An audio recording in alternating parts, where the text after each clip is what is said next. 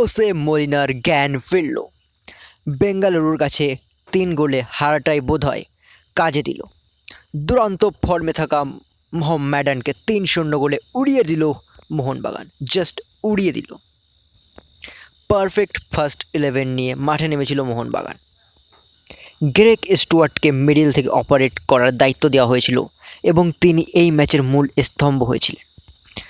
তবে সবথেকে গুরুত্বপূর্ণ বিষয়টা কি জানো? আজকের ম্যাচে হোসে মলিনার স্ট্র্যাটেজি, যেটা নিয়ে অনেকেই কিন্তু কথা বলছেন না, কিন্তু আজকে মলিনার যে গেম প্ল্যানটা ছিল না, ওটা কিন্তু নেক্সট লেভেলের ছিল। কারণ মোহামেডান সবসময় কী করে, তারা প্রতিপক্ষ থেকে না বল কেড়ে নিয়ে ওই কাউন্টার অ্যাটাক করতে বিশাল ভালোবাসে। কিন্তু আজ মোহনবাগান কী করলো, এমন এক পরিকল্পনা নিয়ে তারা মাঠে নামলো যেটা কিন্তু মোহামেডানও এক্সপেক্ট করেনি। মোহনবাগান কিছুটা এরকম একটা স্ট্র্যাটেজি নামলো, ভাই মোহামেডান তুই বল নে, বল তোর পায়ে রাখ, আমার বল নিয়ে কোনো ইন্টারেস্ট নেই, আমার সঠিক সময় বলটা পেয়ে আমি অ্যাটাক করে দিলেই আমার চলবে। এবং মোহামেডান কী করলো, তারা ম্যাচের রাশটা নেওয়ার ট্রাই করলো, তারা পাসিং ফুটবল খেলার ট্রাই করলো, বাট সেটাকে মোহনবাগানের মিডফিল্ড পুরোপুরি আউটপ্লেড করে দিল। এবং সবথেকে বড় কথা, কাশিমব, ওরা জানতো যদি কাশিমবকে যেভাবে কাশিমব বিচলন করতে ভালোবাসে ওই মিডফিল্ড জোনটায়, সেটাকে যদি আটকে দেওয়া যায়, তাহলে ওপরে ফ্রাঙ্কা বা অ্যালেক্সিস কেউই সেভাবে সাপ্লাই পাবে না।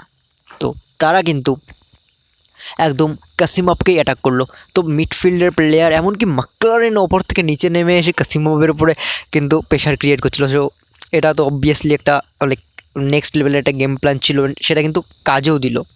মোহামেডান জাস্ট কিন্তু অ্যাটাক আজকে করতেই পারেনি। এই এখনও পর্যন্ত যে কটা ম্যাচ মোহামেডান খেললো, আজকে কিন্তু সবথেকে ওর্স্ট অ্যাটাকিং সাইড হিসাবে নেমেছিল মোহামেডান। অ্যান্ড যদি ম্যাচের পরিসংখ্যানও দেখো, তাহলে কিন্তু আজকে মোহনবাগান ৩-০ গোলে জেতে কিন্তু বল পজিশন রাখে মাত্র 46%। সো এটাই বলে দেয় কি স্ট্র্যাটেজি আজ মোহনবাগান রাখতে চেয়েছিল।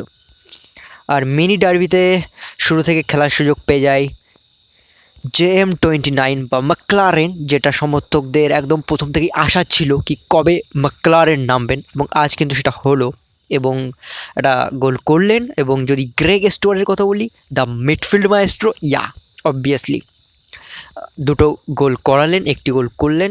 এবং তাকে যদি মিডিল জোন থেকে খেলানো হয়, এবং অবভিয়াসলি তিনি কী করতে পারেন সেটা আগে আমরা দেখেছি মুম্বাইয়ের হয়ে বা জামশেদপুরের হয়ে, এবং আজ প্রথমবারের জন্য হয়তো মোহনবাগানের জার্সিতে সেটা দেখালেন। অ্যান্ড দ্বিতীয় অর্ধের কথা তো তেমন কিছু বলার নেই, কারণ ম্যাচ ফার্স্ট হাফেই এন্ড করে দিয়েছিল মোহনবাগান। তো মোহামেডানেরও আর তেমন কিছু করার ছিল না। তো সেকেন্ড হাফটা জাস্ট কী বলবো, রিল্যাক্সিং মোডে খেলে দুটো দলই, কিছুটা অতটা সিরিয়াস কিছু ছিল না সেকেন্ড হাফে। বাট চেন্নিসবের আজকে তেমন কিছুই আর করার ছিল না সেকেন্ড হাফে। তো ৩-০ গোলে লাস্ট ম্যাচে বেঙ্গালুরুর কাছে হারা, এবং সেই হারটাই হয়তো মলিনাকে লাইক এই ম্যাচের যে আজকে যে সঠিক সিদ্ধান্তগুলো নিয়েছেন তিনি, সেগুলোর জন্য হয়তো প্রভাবিত করেছে। What ever it is, like দেখতে হবে যে এখন মলিনা কিন্তু আরও কিছুটা টাইম পাচ্ছেন এই ন্যাশনাল উইন্ডোর জন্য। সো আই থিঙ্ক মোহনবাগান এবার উইনিং স্ট্রিকে প্রপারলি ফিরে আসবে। অ্যান্ড এই কম্পিটিটিভ আইএসএল, এটা মারাত্মক একটা কম্পিটিটিভ আইএসএল হচ্ছে এটা, এবং এখানে কিন্তু তোমাকে ভালো খেলতেই হবে টিকে থাকার জন্য।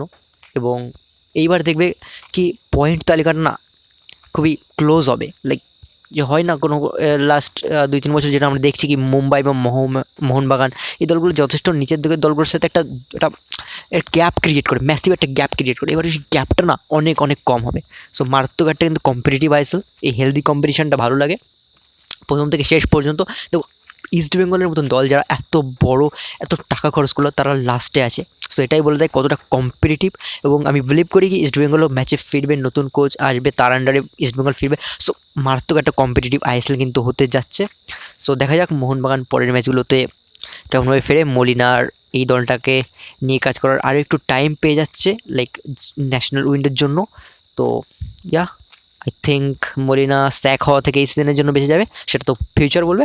Let's see.